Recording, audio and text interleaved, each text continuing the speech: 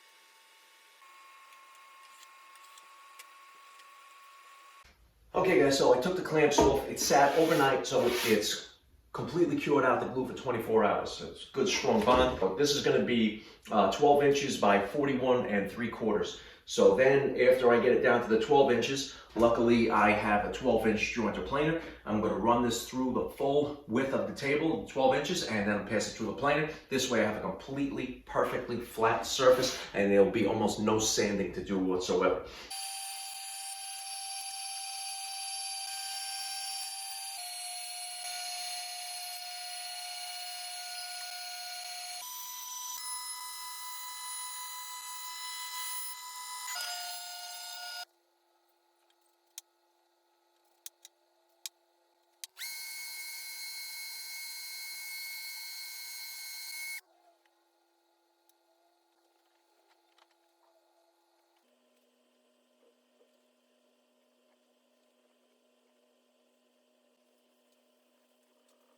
Since the base for this is going to be painted white and I need to clear finish this, I'm going to seal this by spraying 3 coats of the poly all around on both sides.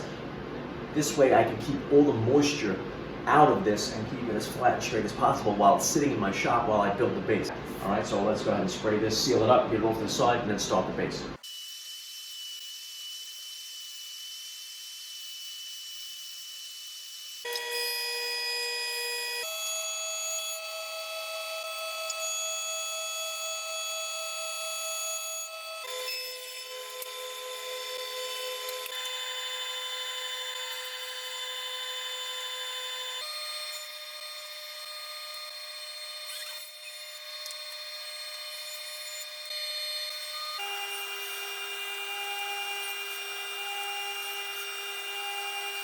What I've done here is cut 4 small blocks that are going to act as the feet the bottom of this X-brace or trestle, whatever you want to call it, and that's going to create this gap here and make sure that it doesn't have too much surface to sit on the floor, so that can prevent any rocking if the floor is uneven where it's going to sit. So I'm just going to put some waterproof glue on there, and we're going to pin nail it in place with some 1-inch pin nails. Then we won't have to clamp it.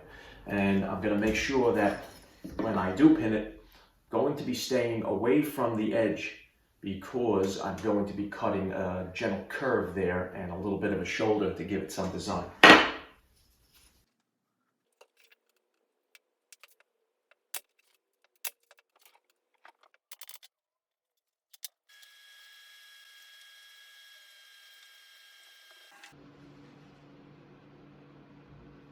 I've lowered the blade to hit my mark to establish the shoulder of the cut. And I've moved my fence over to hit the end of where I want my shoulder, where I marked out. Lock that in place. Now I'm going to back up the fence so that it's not going to bind against the blade. I'll lock that in place. And now what I can do is to establish my shoulder up against the crosscut fence. I can put this part, hit this, come off there as my stop block, run it through, and establish the shoulder on all 4 sides of these feet.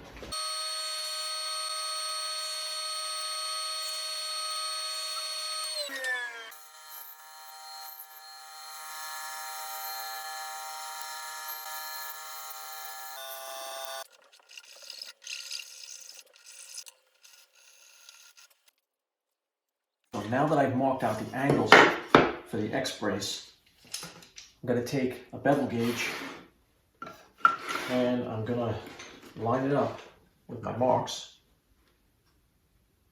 Then I'm going to tighten it down. So now what I'll do is I'll take the bevel gauge and I'll set this up against the crosscut fence, and then when I make the angle cut, when I reference this off the blade and the crosscut fence, it's going to give me the exact angle I need to cut those X-braces so that everything fits perfectly. Then we can work on the middle on a half flap joint. Okay, so I have the bevel gauge, and what I'm going to do is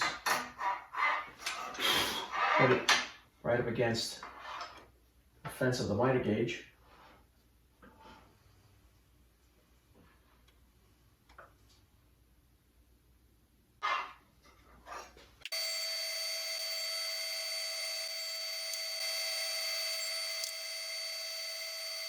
Two things I'm going to do here. Number one, to cut these angles for the half lap joint, I think it would be safer to cut on the miter saw, and I think it's going to be a little bit easier.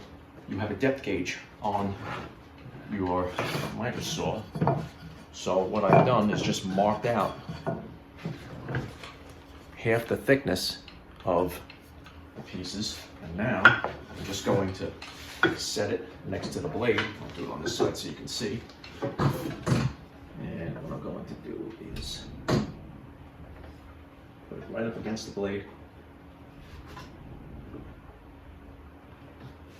And I'm going to set depth stop so that I don't go past that as I make these radial arm saw type cuts to make this half lap joint. When I plunge it down, I don't have to worry about going past the halfway point. Okay, the next thing I'm going to do, I'm going to take my bevel gauge and I'm going to set it up so that I can cut the exact angle I need. Drag it down to my line, and you can see that's right where I need to be. In there, and we'll set the angle to that mark. So that when we come down,